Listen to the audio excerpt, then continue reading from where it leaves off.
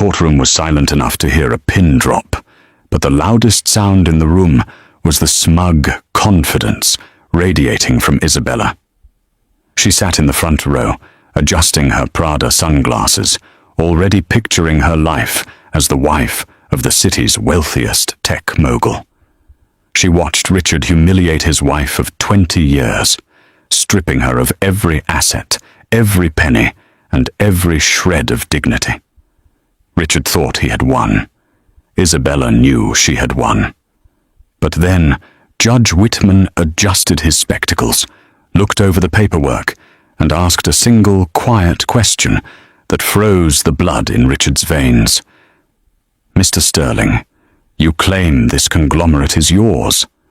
So why does the incorporation document list the sole proprietor as the woman you're trying to evict?" The gala at the Metropolitan Museum of Art was the kind of event where the air conditioning smelled like expensive perfume and old money. Arthur Sterling stood near the Temple of Denda, a glass of vintage Krug champagne in his hand, holding court. He was 48, handsome in a way that money could buy, teeth veneered to perfection, hair plugged and dyed a rich chestnut, and a bespoke Brioni suit that cost more than most people's cars. Next to him, clinging to his arm like a decorative vine, was Isabella. She was 24, a former catalogue model with ambition that far outstripped her resume. She wore a scarlet dress that was technically appropriate for black tie, but cut low enough to signal exactly why she was there. She laughed at Arthur's jokes before the punchlines landed. She touched his bicep every time a photographer's flash went off. And standing 20 feet away, near a tray of untouched hors d'oeuvres, was Catherine Sterling. Catherine was 45, though she looked tired enough to be 60. She wore a navy dress that was elegant, but 3 seasons old. She held a glass of sparkling water, watching her husband parade his mistress in front of the city's elite. It wasn't a secret anymore. In New York's high society, secrets were currency, and Arthur had spent this one lavishly. "He looks happy," a voice said beside her. Catherine didn't turn. She knew the voice. It was Silas Blackwood, Arthur's corporate attorney, a man who had the moral compass of a great white shark, yet had always treated Catherine with a strange, distant respect. "He looks expensive, Silas," Catherine corrected, her voice soft. "There's a difference." Silas took a sip of his scotch. "The IPO is launching in 2 weeks. Sterling Dynamics is projected to open at $60 a share. He's going to be a billionaire, Catherine, on paper and in practice." "I know," she said. "He's going to file," Silas said, dropping his voice. "After the bell rings on Wall Street. He wants to clear the IPO first so the divorce news doesn't spook the investors. He's planning to offer you the house in Connecticut and a monthly stipend. That's it." Catherine finally turned to look at the lawyer. Her eyes were grey, intelligent, and currently devoid of fear. "He thinks Sterling Dynamics is his." "It's his name on the building," Silas pointed out, though he was watching her reaction carefully. "It is," Catherine agreed. She looked back at Arthur, who was now whispering something into Isabella's ear that made her throw her head back in performative ecstasy. "He forgets who built the foundation that building stands on." The truth was, Arthur Sterling was a salesman. He was charismatic, loud, and fantastic at shaking hands. But 20 years ago, when they were eating ramen in a basement apartment in Queens, Arthur couldn't code his way out of a paper bag. It was Catherine. Catherine with her master's in computer science from MIT. Catherine who stayed up until 4 a.m. writing the proprietary algorithms that optimized logistics for shipping companies, who had built the engine. Arthur was the hood and the paint job. Catherine was the motor. But over the years, as the money poured in, Arthur had slowly pushed her into the background. "You're too quiet for the board meetings, Cat," he'd say. Stay home with the kids. Let me handle the sharks. So she had. She raised their son, Leo, who was now away at Yale. She managed the household, and she let Arthur convince the world he was a genius. He's going to try to destroy you, Catherine, Silas warned, stepping closer. Isabella has been in his ear. She wants the penthouse. She wants the Hamptons estate. She wants the title of Mrs. Sterling. Arthur is terrified of losing her, so he's going to give her everything you own. Catherine took a sip of her water. Let him try. Across the room, Arthur locked eyes with her. He didn't smile. He didn't wave. He looked at her with the cold, bored expression of a man looking at an old piece of furniture he was waiting for the movers to haul away. He whispered something to Isabella, and the mistress looked over at Catherine. Isabella smiled. It was a cruel, pitying thing. She raised her champagne glass in a mock toast to Catherine. Catherine didn't blink. She didn't raise her glass. She simply watched them, her mind not on the humiliation, but on a filing cabinet in a storage facility in New Jersey, and a document signed 19 years ago that Arthur had been too busy drinking to read properly. 3 weeks later, the papers arrived. They didn't come with a conversation. Arthur didn't sit her down and explain that he had fallen out of love. He was too cowardly for that. Instead, a process server disguised as a flower delivery man knocked on the door of their Tribeca penthouse at 10:00 a.m. on a Tuesday. Catherine signed for the flowers, a manila envelope thick with legal threats. She took the envelope to the marble kitchen island. The penthouse was silent. It was a masterpiece of modern design, featuring floor-to-ceiling windows overlooking the Hudson River, white oak floors, and art that cost more than most people earned in a lifetime. Arthur loved this apartment because it felt like a showroom. Catherine hated it because it felt like a museum where you weren't allowed to touch anything. She opened the envelope. Petition for dissolution of marriage. Petitioner, Arthur J. Sterling. Respondent, Catherine M. Sterling. She flipped to the proposed settlement. It was insulting. It was beyond insulting. It was an act of war. Arthur was offering her the vacation cottage in Connecticut, which needed a new roof, her 2022 Audi Q7, and alimony of $5,000 a month for 3 years. In exchange, he kept the Tribeca penthouse, valued at $14 million. The Hamptons estate, valued at $22 million. The Aspen Ski Lodge, the Ferrari, the Porsche Panamera, and the vintage Jaguar. 100% of his stock and equity in Sterling Dynamics. He was worth, according to the recent IPO, roughly $1.2 billion.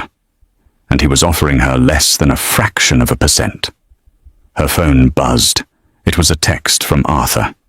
Don't make this hard, Cat. My lawyers are the best in the city. Take the deal. You'll be comfortable. If you fight me, I'll drain you dry. I'll make sure you end up back in Queens. Catherine stared at the phone. Then she did something she hadn't done in years. She laughed. She went to her study, a small room Arthur rarely entered, and unlocked the bottom drawer of her desk. She pulled out a burner phone she had bought a month ago. She dialed a number she had memorized. Law offices of Tobias and Finch, a crisp voice answered. I need to speak to Harrison Tobias, Catherine said. Mr. Tobias is in court and tell him Catherine Sterling is calling. Tell him the sleeping partner is awake. There was a pause, a click, and 10 seconds later, a deep, gravelly voice came on the line. Harrison Tobias was a legend in New York. He didn't handle divorces. He handled corporate assassinations. He was the man you called when you wanted to burn a company to the ground and salt the earth. Catherine, Harrison said. Did he do it? He filed this morning, she said. He offered me the Connecticut shack. Predictable, Harrison grunted. Did he list Sterling Dynamics as a marital asset? He listed it as premarital separate property based on the concept, Catherine read from the document. He claims he invented the core concept before we met. And the patent? He thinks the patent is in the company's name, Catherine said, her voice dropping to a whisper. Excellent. And does the mistress know the timeline? Isabella? She thinks Arthur is a god. She has no idea he's standing on a trapdoor. All right, Harrison said. We don't respond immediately. Let him sweat. Let him think you're crying in a corner. Let him parade the girl around. We need him arrogant. We need him to feel so safe that he testifies under oath that the company is entirely his creation. He will, Catherine said. His ego is the only thing bigger than his bank account.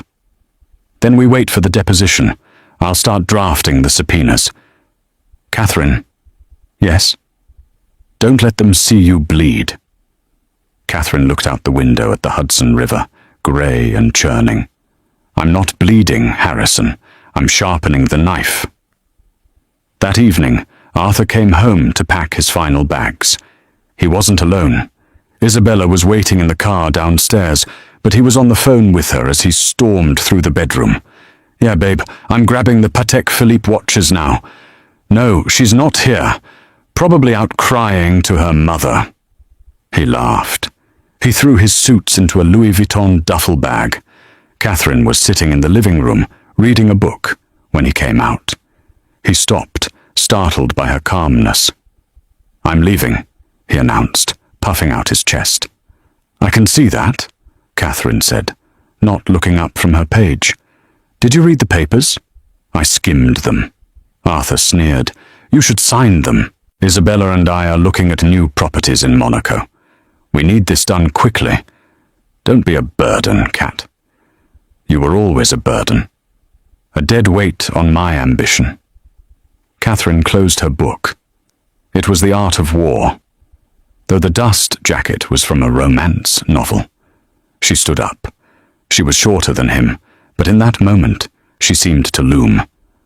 Arthur, she said, do you remember who named the company?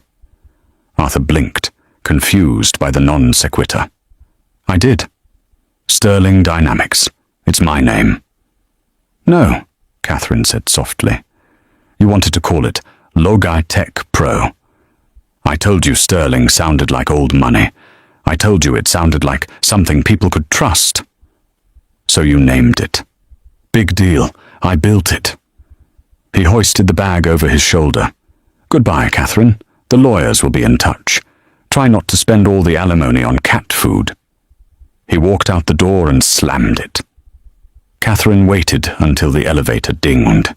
Then she walked to the window and looked down. She saw Arthur exit the building and get into the back of a waiting black Maybach.